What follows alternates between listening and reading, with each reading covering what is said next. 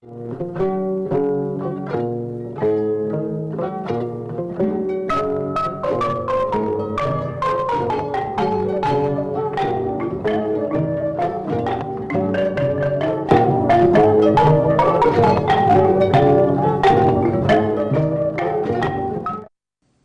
septembre 2010, année du cinquantenaire de notre accession à la souveraineté nationale et internationale, Africable, la chaîne du continent, a reçu un témoin privilégié de la vie politique, économique, sociale et culturelle, l'honorable Ibrahim Boubacar Keïta, ancien Premier ministre, ancien président de l'Assemblée nationale.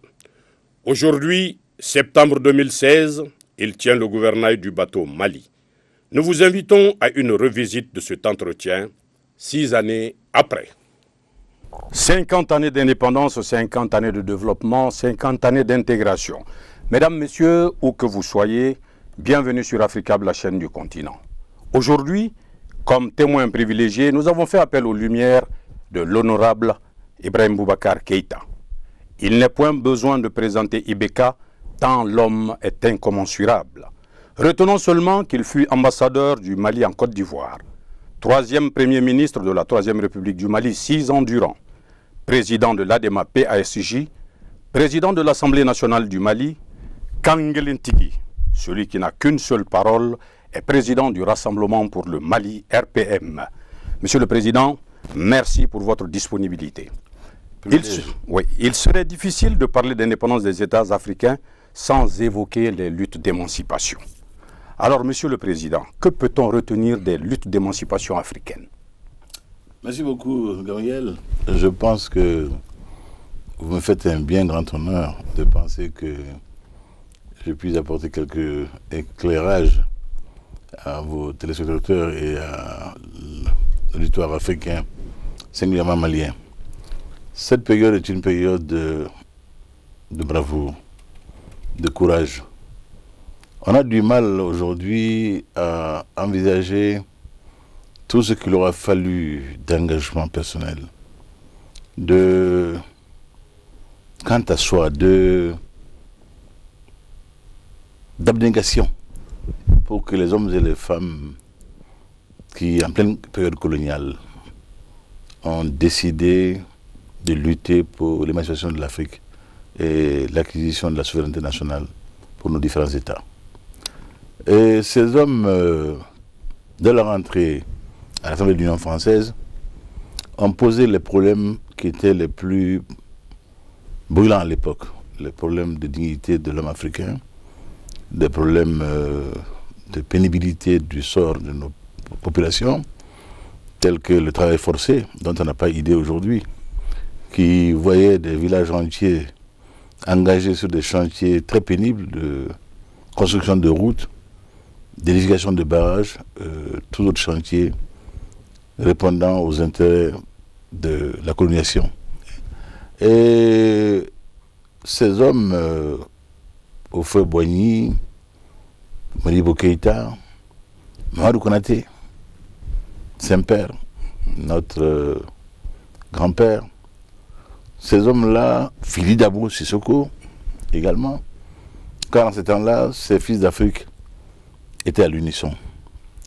Et vous le savez d'ailleurs, le congrès de l'Union sur les RDR, le 46, le fameux congrès de l'Union sur les RDR, devait être un congrès unitaire qui devait voir réunis ici à Bamako tous ceux qui avaient souci de l'Afrique, en termes de dignité, en termes de souveraineté, en termes de recouvrement de sa liberté. Ces hommes-là devaient se réunir à Bamako. Malheureusement, il y a eu des défections que l'on sait, notamment celle de Fili Dabo Sissoko qui a été regrettée vivement par Houphouët-Boigny. Il reste que tous avaient un souci commun, faire en sorte que l'homme africain soit enfin un homme reconnu à l'égal des autres hommes du monde, à hauteur d'aspiration égale, et que les brimades coloniales, les humiliations, tout ce qui bafouait la dignité de la personne humaine cesse. Et c'est l'objet d'ailleurs d'une loi devenue célèbre sous le nom de loi Houphouët-Boigny, qui a été l'une des premières propositions en introduite par les parlementaires d'origine africaine, singulièrement ceux du RDA, le Grand Rassemblement démocratique africain créé à Bamako, et proposition de loi dont l'objet était la suppression du travail forcé. On n'a pas idée aujourd'hui de ce que ça a été pour les populations à l'époque. Oui. Ça a été une réelle libération. Voir son père ou son frère sous la chicotte coloniale n'était pas une chose ragoûtante. Ces hommes ont été, dans leur corps, dans leur chair, dans leur carrière, brimés de toutes les sortes de façons possibles. Mutations abusives dans des coins les plus éloignés. Et quand on sait qu'en ces temps-là, ce n'étaient pas des voitures rutilantes de tout terrain flamboyant qui desservaient nos régions, on peut imaginer tout ce qu'il aura fallu du courage à ces hommes-là pour continuer la lutte et qui a conduit nos pays aux souverainetés que nous avons acquises à partir de 1958 et 1960. Alors, quelle était l'aspiration des pères de l'indépendance au plan politique pour le Mali? Pour le Mali, cela est très aisé à cerner. On le sait, le Mali a d'abord commencé par s'unir au Sénégal dans une fédération. Tant nos pères fondateurs étaient convaincus qu'une seule entité territoriale était insuffisante à faire face aux défis de développement auxquels nos pays seraient confrontés, qu'il fallait casser ce qui avait été mis en place par la balkanisation, par le démantèlement donc, de l'ancienne fédération de l'AOF, et se retrouver. Et, il y a eu même un parti pour ce faire, le PFA, le parti de la Fédération africaine, et qui l'a fortement conseillé. Et le président Modibo s'y est engagé. Au départ, nous étions en compagnie de certains pays de la sous-région, autres que le Sénégal. Il y avait le Bénin, il y avait la Haute-Volta de l'époque, donc le Dahomey et la Haute-Volta, malheureusement, se sont vite retirés pour se joindre à un autre regroupement, celui du Conseil de l'Entente. Nous sommes donc trouvés dans un duo Sénégal-Mali, qui a connu le sort que connaissent les roses. Elle n'a vécu que l'espace d'un matin, hélas, des raisons diverses, qui seraient longues sur votre plateau ici d'évoquer. Et le Mali s'est donc retrouvé face à son destin, qui a été assumé, brillamment assumé. Un congrès, on s'est réuni à Bamako, qui a conduit au constat d'échec de la Fédération du Mali et à la nécessité de proclamer la République du Mali indépendante et souveraine et libre de tout lien avec la puissance coloniale. Et c'est ce que nous fêtons chaque année, le 22 septembre. Et dès cette mise en place de la nouvelle République, le Mali a eu souci de conforter l'indépendance. Le président Modibo Keïta, notre bien-aimé père fondateur de la République du Mali, a toujours dit ceci: l'indépendance politique n'a aucun sens si elle ne repose pas sur le socle d'une indépendance économique véritable, pas factice, mais réelle. Et d'où le choix d'une option de type socialiste pour que notre développement soit plutôt, au lieu d'être extraverti, se tourne vers l'intérieur et que nous fassions en sorte que nos propres forces de développement, de production, soient mises en œuvre pour que le Mali atteigne des objectifs de développement qui mettent son pays à l'unisson des peuples du monde et que les Maliens soient contemporains en fin de leur siècle par un développement maîtrisé, une production à hauteur de satisfaction, bref, acquérir la prospérité grâce à un plan de développement qui a été confié à des experts. Les plus brillants du moment. Je citerai quelques-uns qui, sous la direction du professeur Bénard, il y avait Samir Amin, il y avait Hélène Bettelheim, professeur émérite de sciences économiques de l'Université parisienne. Ce sont ces hommes-là, donc l'équipe Bettelheim, Bénard Bettelheim, Samir Amin, qui a conçu sous la direction et l'orientation du père Modibo Keïta transmise par notre père, le docteur Seydou Badian. Ce sont eux les pères du premier plan quinquennal du Mali. Et tout ce que nous avons eu comme embryon industriel, embryon économique, industriel et surtout commercial, la Somiex notamment, pour faire face aux besoins du pays, tout cela a été dans le cadre du premier plan quinquennal du Mali. Et c'est là aussi que, très rapidement, on a fait le constat qu'une telle ambition de développement autonome, souveraine, autocentrée, ne peut pas continuer par les circuits traditionnels, et notamment par l'intermédiation monétaire étrangère. Qu'il nous fallait donc là aussi asseoir notre souveraineté par l'émission monétaire, d'où la création du franc malien. Et j'en ai un souvenir particulier parce que notre propre père, qui était comptable des services du Trésor à l'époque, et le père Kodjo Amakere, qui seront plus tard le père général du Mali et fondé du pouvoir du Trésor du Mali, ont été presque convoqués manu militari un dimanche pour ne revenir que le lundi. Nous avions même eu quelques frayeurs, parce que bien qu'une amitié de longue date unissait mon père au père Omar Boré, quand le chef de la sûreté vient avec des agents et repart avec un haut fonctionnaire, on a toujours des craintes quelque part. Mais c'était pour la mise en place du Trésor du Mali et pour sécuriser les avoirs maliens et les documents qui étaient importants et nécessaires pour la diffusion du franc malien. Donc, vraiment une conscience claire des enjeux, une volonté farouche d'indépendance a caractérisé les premières années d'indépendance du Mali. Et ces décisions-là nous ont valu de respect. Et c'est de cette époque-là que datent des compagnies telles que Air Mali, première compagnie créée sur le sol africain par des Africains après Ethiopian Airlines, avec des pilotes rapidement formés dans l'Union soviétique et qui ont fait merveille. Quand le premier vol Air Mali est arrivé, nous dit-on, dit la légende, à Brazzaville, paraît que nos amis congolais se sont demandé s'il n'y avait pas à bord des pilotes blancs cachés et que cela était uniquement des faire-valoir. C'est vous dire donc que ce Mali de gloire, ce Mali de dignité a été porté par des hommes de foi. Des hommes de foi. Et cela, je pense, nous avons eu beaucoup de respect et de considération qui perdure encore peu ou prou. C'est ce que je peux dire. Donc pour la période d'émancipation et la période de lutte pour l'indépendance nationale et les premiers pas du Mali indépendant. Alors pour ces premiers pas-là, il y avait quel type d'hommes?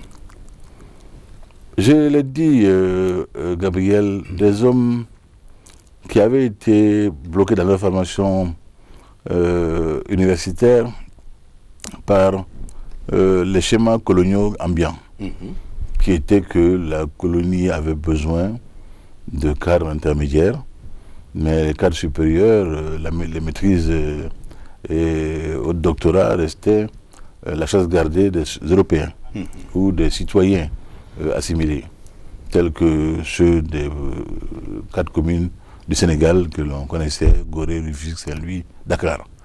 Et chez nous, nos parents pouvaient aller jusqu'à l'école William Ponty, qui était le summum, l'école fédérale William Ponty, où on formait les cadres, les hauts cadres de l'administration coloniale. Mais en réalité, ces hommes-là avaient capacité à aller beaucoup plus loin. Quand on les entendait, quand vous entendez tonton Moribo Keïta parler, mais il n'avait rien à envier à l'agrégé de grammaire issu de la Sorbonne de l'école normale supérieure française. Et la culture générale, malgré tous les freins qui étaient mis à leur épanouissement, était également quelque chose de fantastique chez ces hommes-là. Des hommes de culture, des hommes de foi. Et également aussi des hommes qui avaient eu l'apport amical et fraternel de nos amis français, notamment ceux du Parti communiste français, qui dès l'abord a eu souci de contribuer à la formation des cadres africains, de l'élite africaine, à travers ce qu'on appelait à l'époque les groupes d'études communistes, les GEC. Beaucoup de nos pères sont passés par ces cours du soir, animés par des gens comme Morlaix, le vieux Morlaix qui est célèbre et que tous les vieux fonctionnaires maliens ont connu. Alors, 6 années durant, vous avez été Premier ministre, chef du gouvernement, période au cours de laquelle l'école a connu une réelle accalmie. Aujourd'hui, peut-on dire que l'école malienne est adaptée aux besoins de développement du pays? Je souris parce que, Gabriel, quand tu parles d'accalmie, moi j'ai le souvenir de bruit, des cailloux sur les vitres de mon bureau. J'ai des souvenirs sonores par rapport à cette période-là. Je crois que la raison est revenue progressivement par le dialogue, par l'engagement de tous à nos côtés, par la part que le chef d'État a prise lui-même dans cette affaire-là, le président Konaré, homme de dialogue et enseignant lui-même. Nous avons réussi à convaincre l'école malienne qu'elle n'était à son œuvre qu'à l'école, pas dans la rue. Nous avons réussi à faire admettre à nos jeunes que leur place n'était pas du tout dehors avec des frondes, mais dans les salles de classe pour apprendre. Et je pense que l'AEM progressivement est venu à la compréhension des enjeux, aux difficultés réelles que le gouvernement connaissait pour satisfaire l'ensemble de leurs revendications qui n'étaient pas toutes dénuées de sens. Loin s'en faut, mais on ne peut faire qu'avec les moyens que l'on possède. Et la volonté était là, la bonne volonté était là.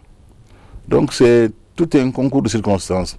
Et l'engagement de tout le monde, aussi bien du gouvernement que de la société civile, que des confessions religieuses, les chefs religieux, les oulémas islamiques, aussi bien les chefs catholiques, Monseigneur Luc Sangaré et le Conseil des églises du Mali, les protestants, tout cela a été de concours efficace, communiel, pour nous aider à sortir de cette crise de l'école en son temps. Et l'école malienne reste encore très fragile. Elle reste encore, à bien des égards, un grand sujet de préoccupation. Je l'ai dit, quand on regarde le monde tel qu'il va aujourd'hui, l'on est conduit à certaines conclusions très simples. Nul ne sera convié au banquet qui ne l'aura mérité. Foin de tout ce qu'on peut faire comme récrimination, gesticulation, plainte. Non. Vous avez été colonisé, d'autres l'ont été aussi. Qui sont aujourd'hui debout dans le vent, avec dignité et qui avancent. Parce qu'ils ont su former des ressources humaines pour prendre leurs affaires en main. Quand la volonté est là, les choses avancent. Quand tout le monde comprend que l'école ne doit pas être un sujet de polémique politicienne, mais un engagement ferme pour sauver le pays par rapport à aujourd'hui et demain, l'école avance, la coursure scolaire va avancer. Et c'est pour ça que j'aimerais modestement engager, appeler à l'effort de tous, pour qu'ensemble nous nous penchions sur le perso de l'école, au chevet de l'école malienne, et que l'on réussisse à lui redonner vigueur et force. Parce que les enjeux sont déjà là, ils sont énormes. Autour de nous, les gens ne sont pas en train de dormir. Ils sont en train de caracoler en tête d'avancer. Et qu'à Dieu ne plaise que nous assistions un jour à cette chose absolument curieuse, que dans un système d'intégration où l'on tend à faire en sorte que nos économies convergent, nous nous trouvions largués, comme est la trivialité du terme. Qu'on se trouve largués parce que nos ressources humaines n'auront pas permis au Mali de suivre. Et qu'on va donc assister à des taux de croissance à 2 chiffres pendant que nous serons, nous, en régression économique. Voilà des choses comme ça qui nous guettent. Il faut que nos enfants comprennent qu'ils doivent étudier. Ceux qui disent que cela ne sert à rien racontent des histoires. Et ils le savent. Dans le monde tel qu'il est aujourd'hui, monde du savoir, monde de la connaissance, l'on ne peut prétendre à rien si l'on ne sait pas. Toute sa vie, on sera un homme complexé. On ne tiendra pas en route. Face à quiconque, ici, au dedans comme au dehors, on ne sera pas à l'aise. Il faut savoir. Au siècle des technologies les plus pointues, les plus modernes, nul n'a le droit d'ignorer. Donc, je plaide pour que nous nous penchions tous, nous venions tous par nos mains assemblées, comme le disait le roi Guézo, boucher les trous de la jarre percée pour sauver l'école malienne. Oui, mais président, quelque part, la prolifération des écoles publiques, la prolifération des écoles privées, les écoles de base, où les gens se mettent dans un secteur qu'ils ne maîtrisent pas. Est-ce que cela aussi n'est pas l'une des causes profondes de la dégradation au niveau de l'école? Là, Gabriel, nous sommes tous interpellés, mais d'abord l'État. L'État doit être extrêmement rigoureux en matière d'autorisation d'ouverture d'école. L'école n'est pas une crèmerie. C'est pas une épicerie. On ne vend pas l'éducation comme on vend des galettes ou des beignets. On ne peut pas admettre que n'importe qui s'avise d'ouvrir une salle de classe. La chose est trop importante pour qu'elle soit laissée à de tels hasards et à de tels abus. Aujourd'hui, dans chacune de nos régions, dans chacune de nos villes, dans nos villages, dans les coins du Mali, vous trouverez la prétention d'édifier une école privée. Et cela n'est pas possible. Et l'on sait que malheureusement, quelle que soit la bonne foi même du gouvernement en la matière, les systèmes d'inspection ne sont pas suffisants. Alors on prépare quoi? Quel genre de cadre ces gens-là préparent? Quel genre de ressources humaines ces gens-là préparent? Non.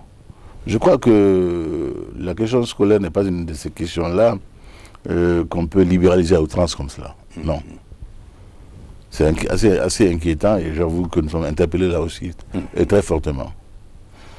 Alors, quelle ambition avez-vous pour le Mali, 50 années après son accession à la souveraineté nationale? Politiquement, on s'entend. Et ensuite, nous parlerons économiquement et socialement. Beaucoup. Beaucoup a été fait, mais ce qui reste est énorme. D'abord, que nous repensions à l'État, à refonder l'État sur des bases conformes à nos valeurs de civilisation, pour que le Malien se sente concerné par l'État. On a l'impression quelquefois que l'État postcolonial n'a pas été maîtrisé par les cadres, l'élite africaine. Que la réflexion sur la problématique de l'État n'a pas été poussée à son terme. Que l'État postcolonial est quelque part comme une sorte d'État colonial qui continue par procuration son rôle et ses missions. Et c'est dommage qu'il soit d'ailleurs perçu comme tel par la population, quelquefois avec beaucoup de naïveté et de candeur, qui vont jusqu'à dire mais quand finira donc l'indépendance pour que on se trouve dans l'oreille de la situation. Si on doit vivre une situation qui est semblable à celle de la période coloniale, autant la vivre intégralement. C'est très très fort comme interpellation. C'est-à-dire qu'il faudrait que nous réfléchissions au type de structure à mettre en place pour que les populations se sentent réellement concernées par leurs affaires. Que la République soit l'émanation réelle de ceux au nom desquels on parle, au nom de qui elle est en place. Donc l'État doit revoir ses fonctions régaliennes, ses structures, ses modes de faire. Et je crois que il y a un certain nombre de structures traditionnelles qui ont été vite évacuées, qui étaient des structures d'intermédiation sociale, dont le rôle n'était pas encore, la mission historique n'était pas encore achevée, de mon point de vue. Je crois qu'il n'y a aucun complexe à cet égard-là à revoir la copie. Les États que nous imitons sont des États qui ont bâti tout leur système institutionnel sur leur histoire, leur civilisation, leurs traditions et leurs valeurs sociétales les plus fécondes. Je dis toujours que le président Senghor a raison de dire que nous, négro-africains, devons nous ancrer profondément dans nos valeurs de civilisation, mais nous ouvrir avec intelligence au souffle poreux et fécondant des autres civilisations. Tout un programme. Donc, l'État, dans ses fonctions, ambition politique également, de fondation d'une démocratie réellement digne de ce nom, en laquelle chaque citoyen, pourvu qu'il soit en règle avec les lois ambiantes, a les mêmes droits que n'importe quel autre citoyen, quelle que soit son ascendance. On a un droit ce droit se réalise s'il est interpellé, un point. Pas besoin d'entre-gens, pas besoin de népotisme. On a un droit, on a un mérite et ils sont respectés. C'est ça le droit. Et l'état de droit est un état rigoureux dans l'observation des règles de droit. Et dans un tel état, nul ne peut et ne saurait être au-dessus des lois. Chacun est sujet de droit, s'il y a nécessité de le faire. Et chacun doit répondre devant la loi de ses actes, quand il y a lieu. Nous sommes dans un système aujourd'hui de discrimination qui ne disent pas leur nom, où le citoyen, quelquefois, a le sentiment d'être déconsidéré ou d'être un citoyen de seconde ou troisième ou de cinquième catégorie. Cela n'est pas démocratique. La démocratie suppose pas l'égalitarisme, c'est selon vraiment le mérite et l'interprétation du droit par rapport à la justice. Droit, justice, solidarité. Donc un État malien politiquement stable. Politiquement stable parce que les règles démocratiques y sont observées, parce que le pouvoir est d'égal partage, parce que les moyens, notamment les moyens de communication publique, sont effectivement au service de l'ensemble de la communauté, ne sont pas appropriés par qui que ce soit, ni par quel système que ce soit. L'État auquel je rêve, auquel je pense, et à la conclusion duquel je travaillerai toute ma vie, c'est un État totalement opposé à l'État néopatrimonial. L'État néopatrimonial est un État dans lequel tout revient au chef. Tout part du chef. Et le moindre acte posé doit être attribué au chef. Quand on va forer un puits quelque part, on dit « Ah, c'est de la part du chef de l'État ». Non, je suis désolé. Ce sont nos impôts qui ont fait qu'on a pu faire ce forage-là. Cette route, ce tronçon-routier qui a été tracé également, le ministère de l'Équipement a charge et devoir de l'exécuter, conformément à un programme, conformément à des crédits obtenus avec des partenaires au développement, au profit du pays. Et ce sont des dettes remboursables par le budget national. Donc c'est le peuple qui est là, simplement en droit de voir se réaliser ce qui lui appartient. Et d'ailleurs, l'État néopatrimonial est considéré comme un système politique arriéré. Les politologues n'ont aucune espèce de respect pour l'État néopatrimonial. Et malheureusement, c'est le système ambiant dans beaucoup de nos pays. Il y a quelques années, à l'Assemblée nationale, j'interpellais notre propre pays et les hommes politiques en disant attention, faites en sorte que nous soyons dignes de respect au plan institutionnel, au plan mondial. Que nous nous conformions aux standards mondiaux. Qu'aucune courtisanerie ne nous amène à un État néopatrimonial. Le Mali doit être une démocratie digne de ce nom, de standards respectables, de standards conformes aux normes internationales, mais pas un État arriéré. Tel a toujours été mon souci. Je l'ai dit du haut de la tribune de l'Assemblée nationale, je le redis encore sur votre antenne ici, au moment où vous m'interpellez par rapport à mon souhait pour la démocratie malienne dans le futur. Souvent, il vous plaît de dire que nous souhaitons une aide qui nous aide à nous passer de l'aide. Tout à fait. Comment vous pouvez mettre ça en œuvre? Vous savez, quand l'aide vous assujettit, elle vous avilit quelque part. L'aide doit être un appoint.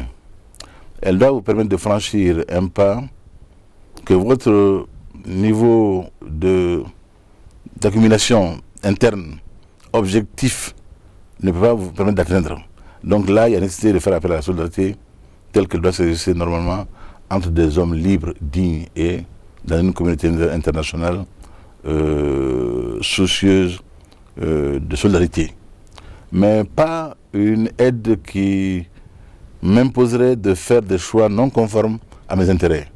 Pas une aide qui me convaincrait encore que je suis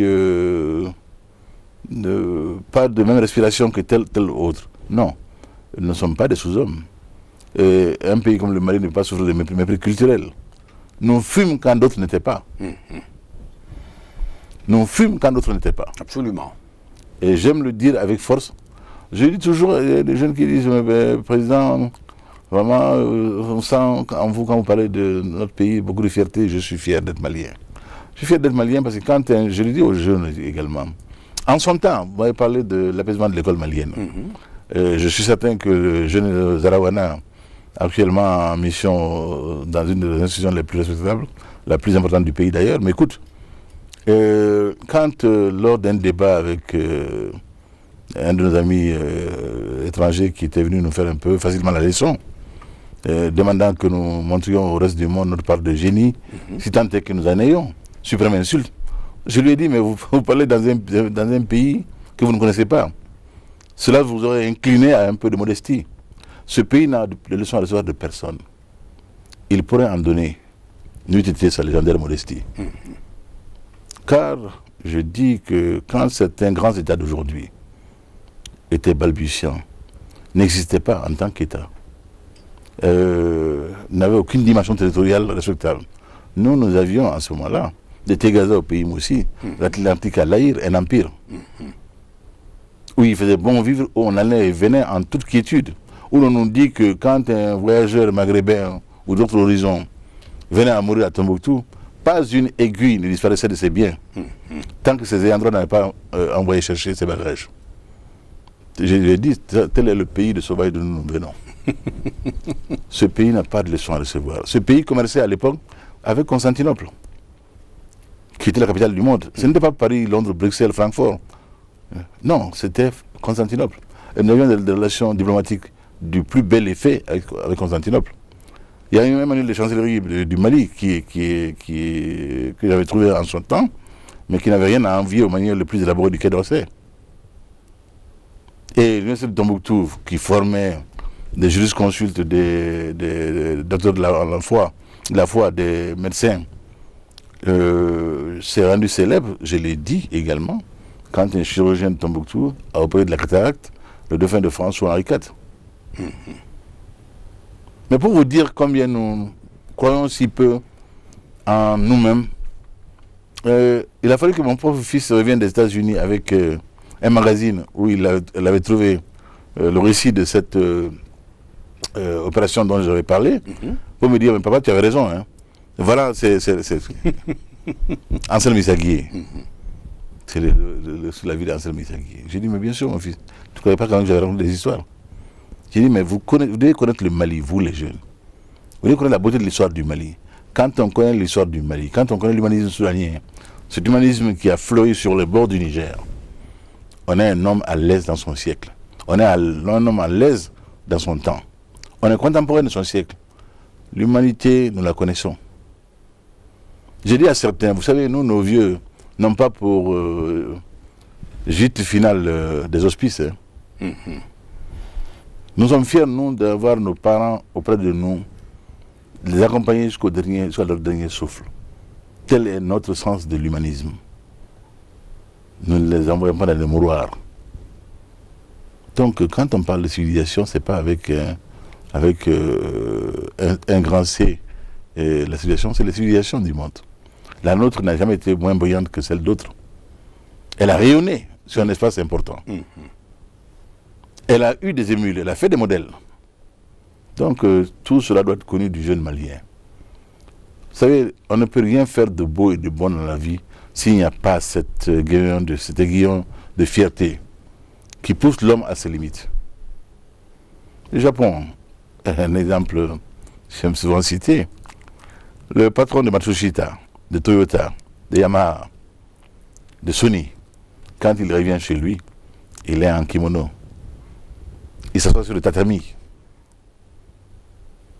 Il mange à la japonaise. À Tokyo, vous le verrez, les suites, quand vous arrivez là, la fonction officielle, les suites qu'on vous propose ne sont rien à côté de l'habitat traditionnel japonais. Si vous deviez choisir, l'habitat traditionnel japonais, l'appartement japonais traditionnel coûte plus cher que la plus belle des suites présidentielles à Tokyo. Donc, on valorise son propre bien culturel, sa propre richesse culturelle. On croit en soi. On est fier d'être soi. Sans fierté, sans connaissance de soi, on n'est rien dans le monde. Les Grecs avaient dit, Gnotis et automne, connais-toi toi-même. Mais nous l'avons dit. Nous l'avons dit, nous. Nous disons ici. Ah oui. On dit chez nous que Didon, Sodon, il fait. Mais il y a un abeille. Oui, oui. Donc le Malien n'a pas de complexe culturel. Mais il n'a pas de complexe. Et on nous dit aussi, vous êtes pauvres. On n'est pas pauvres. Hein? Nous sommes pauvres de la pauvreté de nos esprits. Nous sommes pauvres de la pauvreté des valeurs aujourd'hui que nous chérissons, qui nous amènent dans des schémas mesquins, petits pour le Mali, de mesquinerie, de jalousie, de méchanceté gratuite, que sais-je encore, au lieu que de converger pour le bien national, au lieu que de converger pour la patrie, au lieu que de converger pour faire du Mali ce que l'histoire nous enjoint de faire pour le Mali, et d'être conforme, et d'être dans la tradition, dans la veine de ceux dont nous parlons avec fierté, Firoun, Sundiata Keïta, Babemba, Kankou Moussa, dont le voyage fastueux encore enflamme les esprits, dont on dit que son passage au Caire a fait chuter le cours du médical d'or pendant des décennies. Bon. Ce qui d'ailleurs au passage nous fait une belle jambe parce que, comme excuse la trivialité du terme, j'aurais conseillé moi à mon ancêtre, au lieu que d'aller dépenser de l'or comme ça au Caire, d'acheter des mosquées à l'époque. Comme Idriss Alaouma l'a fait. Et qui lui a permis de résister quand son pays a été attaqué. Donc, vraiment, je m'enflamme un peu, je me passionne un peu quand j'évoque ce sujet-là.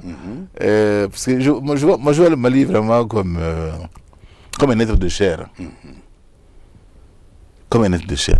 Je n'ai aucune prétention à imiter un homme comme le général de Gaulle. Charles de Gaulle avait par rapport à son pays, une relation presque charnelle. Quand on aime son pays, on creuse pour savoir ce pays-là. Qu'est-ce que sa singularité dans le monde des hommes? Qu'est-ce qui fait qu'il est ce qu'il est? Le Mali, je vous le dis encore une fois, est un pays fabuleux. Le Mali est un pays qui vaut la peine qu'on se batte pour lui. Et notre peuple est un peuple merveilleux. C'est nous les cadres qui ne sont pas bons. Le Mali est un peuple merveilleux. Les Maliens sont des gens merveilleux. Et qui savent ce qu'ils veulent. Qui ont de l'ambition pour leur pays. Qui ont de l'ambition de qualité pour leur pays. Pas une ambition petite. Hein. Pas une ambition mièvre, pas médiocre. Hein. Une ambition de qualité réelle pour le pays. À nous de pouvoir traduire cette situation-là. Nous, ces enfants. Dans les enfants de ce peuple-là qu'il a envoyé à l'école. Dans les meilleures universités, dans les meilleures écoles, dans les meilleurs instituts. Et c'est à nous de faire en sorte que ce pays puisse avancer. L'autre jour, je t'ai écouté avec beaucoup de bonheur. Tu as dit, oui, tous les diplômes se trouvent dans nos pays. Les intellectuels, il y en a à l'appel. Et des diplômes acquis avec honnêteté, d'autres acquis avec moins d'honnêteté, il y a du tout là-dedans. Bref, on a tous les docteurs, les savants de la terre, mais nos pays restent gros gens comme devant. Ce n'est pas normal. Il y a donc un déficit d'engagement réel quelque part. Il y a un déficit de courage quelque part. Il y a un déficit de vérité quelque part. Et je crois qu'il est temps que cela puisse cesser si l'on veut que les 50 prochaines années soient vraiment le siècle de l'Afrique, le temps de l'Afrique. Et à mon humble sens, le temps de l'Afrique est venu. À nous d'en être dignes, à nous d'en être porteurs, à nous de faire en sorte que les générations africaines qui vont embrasser ce nouveau cinquantenaire soient des générations qui, au jour du bilan, pourront dire « Alhamdulillah », ceux qui ont été n'ont pas vécu en vain. Mais Président, si je comprends, moi je me dis que quelque part le problème de l'Afrique, c'est les intellectuels africains. Pour la simple raison que nous n'avons pas réussi notre reconversion de mentalité. Et il est regrettable que l'on aille étudier en Europe, aux États-Unis, en Asie, et qu'on revienne ici pour ne serait-ce que faire une pâle imitation de cette copie apprise en Occident ou en Amérique ou en Asie.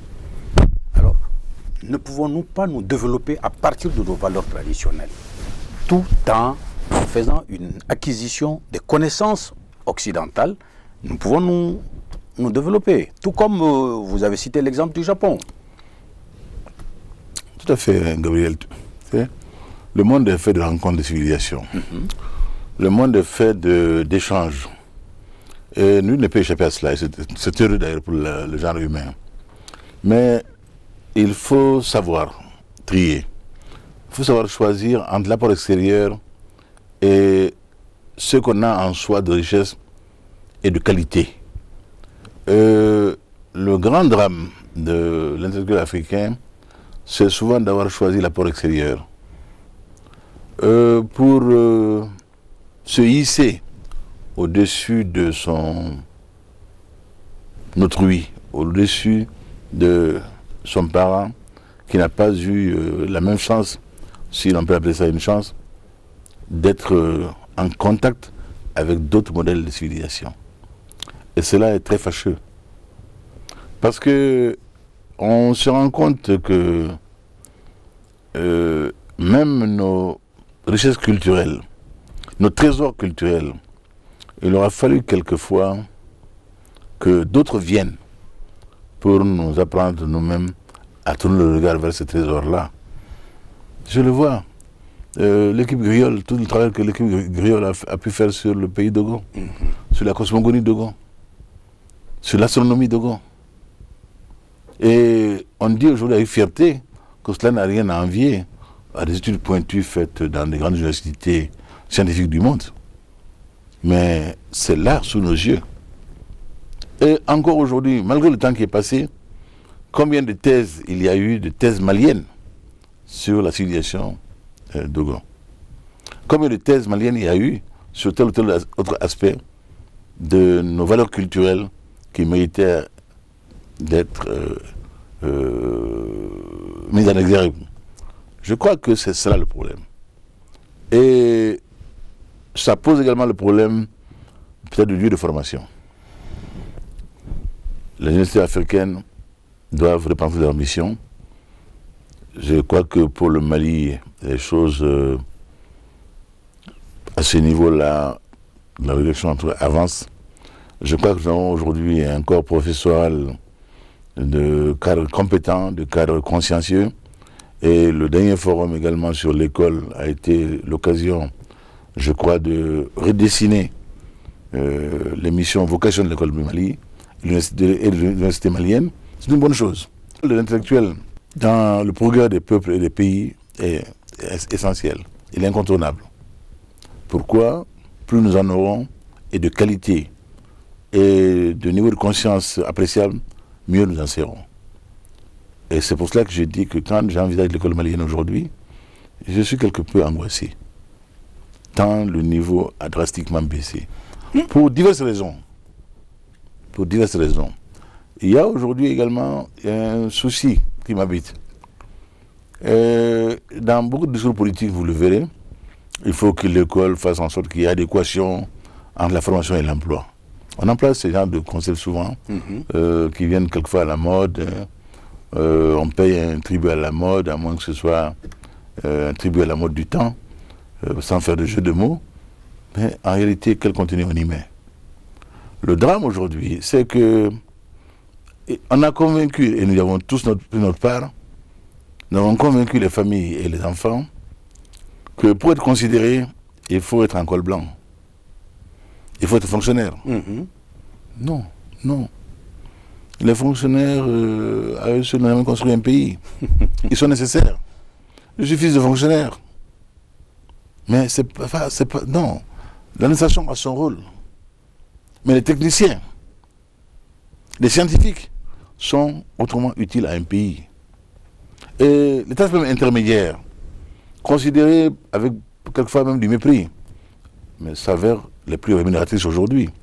Un bon plombier, sachant faire son travail correctement, mais je peux vous l'assurer, Gabriel, il gagnerait bien sa vie. Un maçon digne de ce nom, digne de nos papas, qui furent des maçons émérites, qui ont construit les palais de l'époque coloniale. Ces hommes-là étaient des hommes de l'art, des artisans vraiment de très grande réputation, de grande qualité. Aujourd'hui, quand l'on veut avoir un bon maçon, quand on veut avoir un bon plombier, on a un bon électricien, on regarde à côté, dans un pays voisin. Quand on veut trouver un staffeur, quelqu'un pour venir faire un bon staff dans votre immeuble de votre villa, il faut aller chercher au Togo, il faut aller chercher au Burkina, il faut aller chercher au Sénégal à côté. Voilà des systèmes d'apprentissage que l'on devrait rafraîchir et mettre au goût du jour en équipant ces centres d'apprentissage-là de manière heureuse, de manière moderne et de manière conforme pour que les jeunes puissent trouver des emplois rémunérateurs. Quand on voit la cohorte de jeunes gens dans les rues, autour des tasses de thé, ce n'est pas ça le Mali de demain. Le Mali de demain sera fait du travail de ses fils, de ses filles, de ses enfants qui auront appris à maîtriser les techniques modernes pour bâtir un Mali moderne. Merci, Monsieur le Président. On dit que vous utilisez souvent une technique, une main de fer dans un gant de velours. Que n'ai-je connu comme épithète? Que n'a-t-on dit sur ma pauvre petite personne? Oui, bon. Je ne sais pas si c'est cela. Je veux simplement dire que pour moi, l'État est quelque chose d'essentiel, une ardente obligation de justice, de rigueur, mais dans la justice. Un État pusillanime, un État faible, pour moi, est un danger pour le pauvre, pour le citoyen. L'État doit être ferme et donner lui-même l'exemple de la fermeté en ne transgressant pas par rapport à l'application de principes dont il s'est librement doté ou que le corpus social a mis en place pour ce faire. L'État doit donner l'exemple de la régularité. L'État doit donner vraiment le modèle de ce qu'il faut pour une vie conforme en société. Si l'État transgresse lui-même les règles, le citoyen est là, il observe. Je veux dire, quand tu vois un homme en uniforme, qu'il soit militaire, qu'il soit des forces de sécurité, se permettant de rouler avec un véhicule qui n'a aucune signalisation à l'arrière, rien qui signifie, qui signale une masse en mouvement, même pas un catadioptre qui réfléchisse à l'arrière, le citoyen peut se sentir et se croire affranchi de se conformer et de faire en sorte qu'il soit visible. Et quand vous rencontrez des véhicules lourdement chargés sur la voie publique ou entre des villes, sur les tronçons intercités, qui sont des dangers ambulants la nuit, il y a là quelque chose qui interpelle fortement. Donc ceux qui servent l'État doivent être les premiers à donner l'exemple de la correction par rapport à ceux dont ils sont chargés de convaincre les citoyens de la pertinence et de l'intérêt pour eux. Donc ma perception de l'État est un État au service de tous, mais un État foncièrement juste. Foncièrement juste, mais un État rigoureux et ferme. Si c'est cela, bon, des mains de fer dans un gant de velours, je ne le sais pas. Je souhaiterais que tout fût beaucoup plus souple que cela. Et j'aime bien l'airain, mais l'airain par rapport à des convictions, par rapport à la volonté, mais pas par rapport au sort que l'on pourrait faire subir à des hommes. Merci beaucoup, Monsieur le Président. 50 années d'indépendance, 50 années de développement, 50 années d'intégration. Nous étions avec l'honorable Ibrahim Boubacar Keïta, le président du RPM. À la joie de vous retrouver une autre fois, Monsieur le Président. Merci.